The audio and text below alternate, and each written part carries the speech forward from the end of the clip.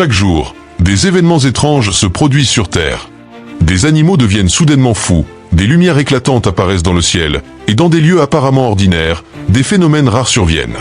Dans cette vidéo, je vous parlerai des phénomènes naturels les plus mystérieux et les plus étonnants qui stimulent l'imagination et vous font voir le monde sous un jour nouveau. En 2023, une puissante tempête nommée Babette a balayé l'Europe du Nord et de l'Ouest. Elle a coûté la vie à 8 personnes et causé d'importants dégâts dans plusieurs pays, dont l'Allemagne, le Royaume-Uni, la Norvège et le Portugal. Une fois la tempête calmée, la population a progressivement repris une vie normale.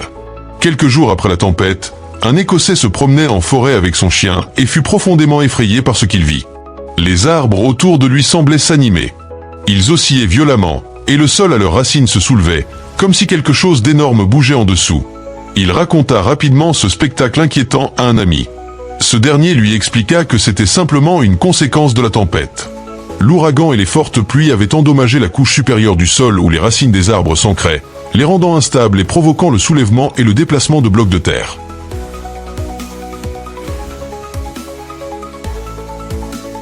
Cette vidéo capture l'un des événements atmosphériques les plus spectaculaires. Une mini-tornade formée lorsqu'un fort courant d'air frappe une surface recouverte de sable, de poussière et de débris. Ces tourbillons de poussière varient en taille, de 1 ou 2 mètres à 30 ou 40 mètres de haut. Les plus gros peuvent emporter buissons, branches, rochers et même de petits animaux. Les tourbillons de poussière ont la fascinante capacité d'influencer le climat et les écosystèmes. Ils transportent des minéraux et des graines d'une région à une autre, enrichissant ainsi les sols et remodelant la flore locale. Il est à noter qu'ils ne sont pas exclusifs à la Terre. Dans les années 1970, la sonde Viking de la NASA a photographié des tourbillons de poussière sur Mars, et en 2003, le rover Spirit a filmé un entonnoir de sable tourbillonnant à la surface de la planète rouge. Dans la réserve de Shell Creek, située dans le comté d'Erie, dans l'État de New York, se trouve une cascade unique appelée la Flamme éternelle, où cohabitent deux éléments opposés, l'eau et le feu. Un torrent d'eau jaillit en cascade dans une petite grotte où brûle une flamme incandescente, alimentée par du gaz naturel s'échappant d'une fissure dans la roche. Ce spectacle fascinant attire des milliers de touristes, ce qui profite au tourisme local, mais nuit à l'environnement. Les visiteurs abandonnent souvent leurs déchets, et certains tentent même d'éteindre la flamme pour le plaisir, ce qu'ils y parviennent parfois. Le personnel du parc de Chestnut Ridge, qui comprend Shell Creek, explique avoir dû rallumer la flamme à plusieurs reprises à l'intérieur de la grotte après que des vandales l'aient éteinte.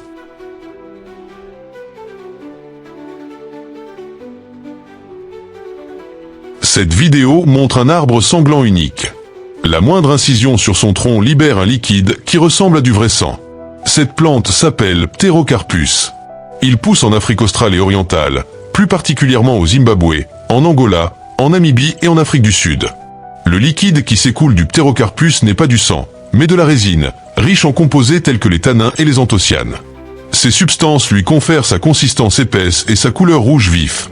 Une fois exposée, la résine forme une croûte protectrice qui scelle la plaie et empêche la pénétration des champignons, des insectes nuisibles et des microbes.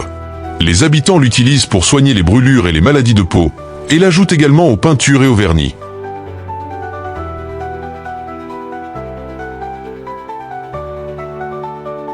On trouve fréquemment en ligne des vidéos montrant des poissons vivants ou congelés tombant du ciel lors de fortes pluies. Dans certains pays, comme le Honduras, ce phénomène étonnant se produit 1 ou 2 fois par an. Mais comment les poissons se retrouvent-ils dans les nuages? Selon les scientifiques, les vents violents qui précèdent de longues tempêtes peuvent soulever des poissons nageant près de la surface des eaux à plusieurs kilomètres de hauteur. Finalement, les poissons retombent au sol avec la pluie. Les tornades sont également connues pour emporter dans le ciel des grenouilles, des serpents, des plantes et de très petits objets. Un événement aussi étrange s'est produit à l'été 1940 près du village de Mechra, dans la région de Nijni Novgorod, en Russie. Des habitants ont rapporté que des pièces d'argent datant des 16e et 17e siècles étaient tombées du ciel avec la pluie.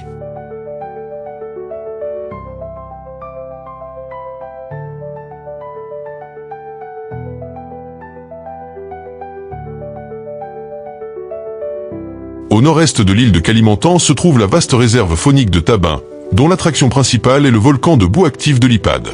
Chaque jour, sous la forte pression des eaux et des gaz souterrains, il expulse un mélange minéral visqueux qui attire éléphants, rhinocéros, singes, oiseaux et autres animaux sauvages. Ils viennent se nourrir de l'argile molle riche en sel et autres minéraux bénéfiques. Les visiteurs de la réserve peuvent observer les animaux depuis des plateformes d'observation lorsqu'ils se rassemblent après chaque éruption. Il est interdit de s'approcher du ruisseau en éruption, Mais les touristes peuvent s'enduire de boue curative, qui s'étend sur une surface de la taille d'un terrain de football, ou visiter d'autres volcans de boue moins actifs et de plus petite taille. Chaque jour, les sismologues enregistrent des milliers de secousses souterraines à travers le monde. La plupart sont trop faibles pour être ressentis par les humains, mais certains mouvements de terrain sont si puissants qu'ils peuvent détruire des villes entières. Les forts tremblements de terre sont particulièrement dangereux pour les habitants des zones au sol meuble, sablonneux ou saturés d'eau, car ils peuvent provoquer une liquéfaction, un phénomène où le sol coule littéralement sous les pieds. Lors de secousses intenses, le sol trop humide commence à s'effondrer et à se fissurer, endommageant les fondations des bâtiments, les routes, les trottoirs et les places publiques. La liquéfaction touche le plus fréquemment le Japon, car le pays se trouve dans une zone de forte activité sismique. L'incident le plus célèbre a failli détruire une petite ville en 1964 dans la préfecture de Niigata. Le séisme a tellement ameubli le sol que l'intégrité structurelle de près de 2000 habitations a été compromise et que plus de 25 personnes ont perdu la vie. Ce mûrier se trouve au Monténégro, près du village de Dinosa. Planté il y a plus de 100 ans, il n'est devenu une attraction touristique populaire qu'au cours des 2 dernières décennies. S'il attire autant de monde, c'est parce que l'eau jaillit parfois de son tronc à environ 1,5 mètre du sol, suffisamment pour inonder les prairies avoisinantes. Les habitants racontent de fantastiques légendes sur l'arbre fontaine, mais il existe une explication scientifique. Pendant la saison des pluies printanières, les sources souterraines débordent et la pression de l'eau remplit le tronc creux. L'eau finit par jaillir. Il est intéressant de noter que le mûrier Dinosa n'est pas le seul arbre fontaine au monde. En Asie du Sud-Est et en Inde, des forêts entières de vieux banians peuvent également libérer de grandes quantités d'eau lors de fortes pluies. Plusieurs jeunes hommes se promenant dans une forêt ont été témoins d'un phénomène étrange. Sur le sol, entre les arbres, gisaient des fragments semblables à des nuages duveteux.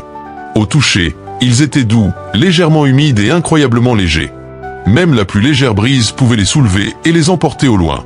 Une vidéo montrant l'un des hommes jouant avec d'étranges touffes blanches s'est rapidement propagée sur les réseaux sociaux locaux. Certains utilisateurs des réseaux sociaux ont cru qu'il s'agissait de morceaux de coton ou de fibres synthétiques très douces, tandis que d'autres ont affirmé qu'il s'agissait simplement de mousse provenant d'un générateur de mousse et que la vidéo avait été mise en scène pour attirer l'attention. Aux côtés des utilisateurs habituels, des biologistes ont rejoint la discussion. Selon eux, ces pseudo-nuages pourraient être le produit de certains insectes, comme les araignées ou les chenilles, qui tissent souvent de grandes structures semblables à des cocons, semblables à de la barbe à papa.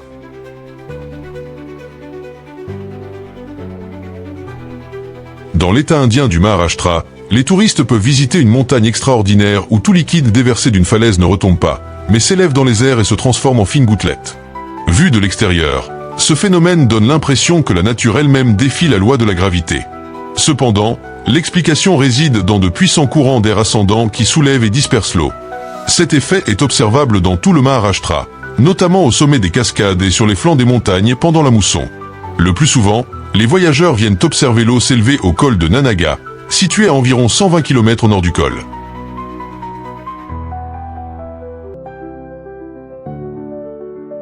Le détroit d'Ormuz est balayé par des vents violents presque toute l'année, qui peuvent facilement emporter non seulement des boissons en bouteilles, mais aussi de grandes quantités d'eau dévalant les falaises. Au printemps 2025, les habitants d'un petit village de pêcheurs de l'île d'Ormuz, en Iran, ont été alarmés par une forte tempête qui a teinté d'un rouge vif tout le littoral, les plans d'eau et les rochers environnants. Certains habitants superstitieux ont raconté aux touristes traversant le détroit d'Ormuz que ce phénomène était un présage de catastrophes et de guerres sanglantes. Cependant, les experts ont rapidement calmé le public, expliquant que la plage et ses environs étaient devenus rouges en raison de la réaction naturelle des minéraux du sol et du sable avec l'eau. Des phénomènes similaires sont fréquents dans l'État indien du Kerala, en Australie centrale et septentrionale, ainsi que dans les États américains de l'Arizona et du Nouveau-Mexique.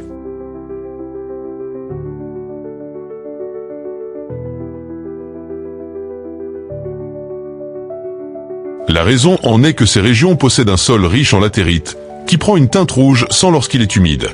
En 2022, les habitants de Xuchan, un quartier chinois, ont été pris de panique lorsque le ciel a soudainement viré au rouge vif. Ils ont commencé à publier des vidéos et des photos de cet événement inhabituel en ligne, beaucoup affirmant qu'il s'agissait d'un signe avant-coureur de l'apocalypse. Les météorologues ont rassuré le public, expliquant que ce ciel rouge n'avait rien de dangereux. Ce phénomène a été provoqué par des nuages bas et la réfraction de la lumière des navires dans leurs ports voisins. Des phénomènes similaires ont été observés ailleurs dans le monde. En 2023, Les habitants du sud de la Russie ont vu un ciel rouge sang, et quelques années plus tôt, le même phénomène avait été observé aux États-Unis. Les Américains furent si perturbés qu'ils accusèrent le gouvernement de mener des expériences secrètes. Le 14 février 2022, au Mexique, dans la ville de Ciudad Cuauhtémoc, une caméra de surveillance installée sur une propriété privée capta un phénomène incroyable.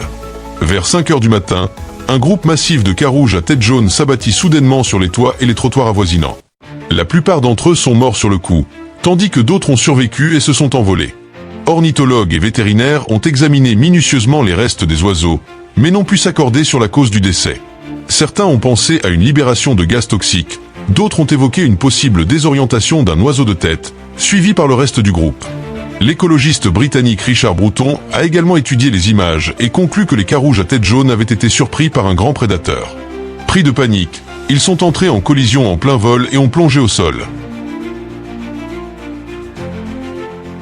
Si vous êtes arachnophobe, cette vidéo vous fera sûrement frémir.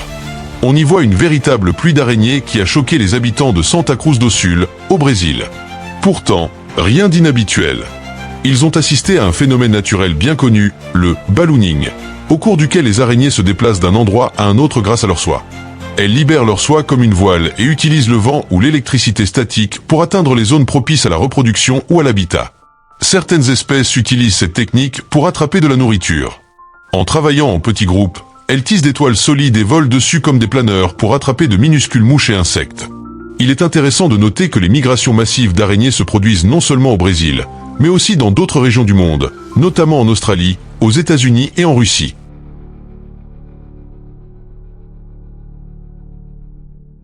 Alors qu'ils travaillaient dans la forêt africaine, des bûcherons sont tombés sur un arbre d'où s'écoulait un étrange liquide provenant de la coupe qu'ils avaient pratiquée.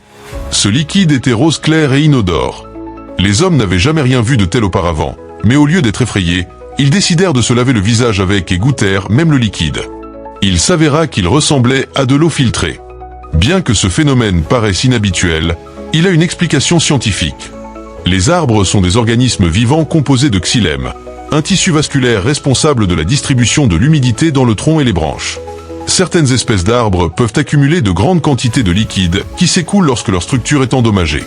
Visuellement, cela ressemble à un petit ruisseau s'écoulant du tronc.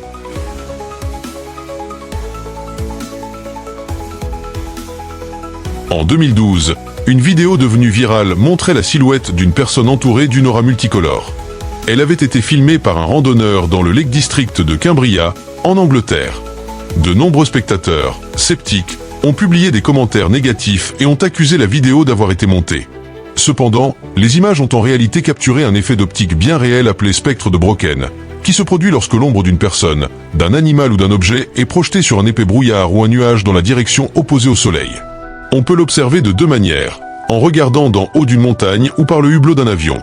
Pour les alpinistes qui escaladent régulièrement l'épétrie en Crimée, le pic Brocken en Allemagne ou Yerwitoa au Royaume-Uni, les spectres de Brocken ne sont pas une nouveauté. Dans ces endroits, de tels spectres peuvent être observés toute l'année, parfois même doublés ou triplés.